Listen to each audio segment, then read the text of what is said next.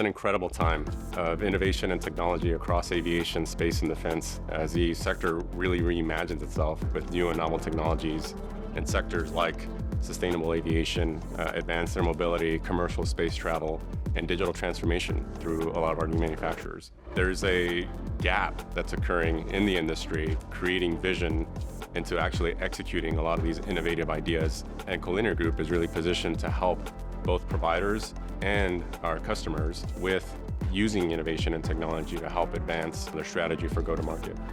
We're really on a digital transformation roadmap, and it's about moving our factory from paper to paperless, working on factory flow, process improvement, efficiency gains, etc.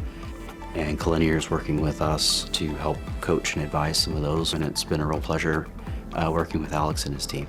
One of the topics we hear a lot from our customers is the struggle with labor and skilled labor resources. What we're seeing with innovation and technology that's being applied across some of our customers is not necessarily replacing jobs, but enhancing. How do you help somebody that doesn't have the traditional 20, 30 years of aerospace experience? We really embrace the idea of technical training, and we bring in people who sometimes don't have experience. We train them into their roles. And many of the roles and functions we have at Harper don't require a degree. Degrees are nice, but they're not required. There are areas like engineering where we do require a degree. We really found that the one-on-one mentorship has the best payback, and it really embraces the value of employees first, which is our very first core value.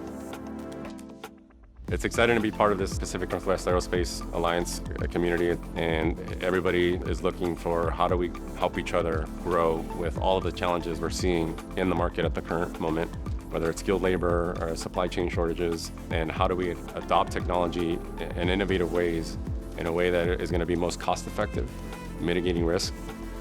Excited to be partnering with other PNNA members and helping them with their digital transformation journeys, dealing with some of the key issues we're all struggling with in the industry today. I'm excited to see where this goes.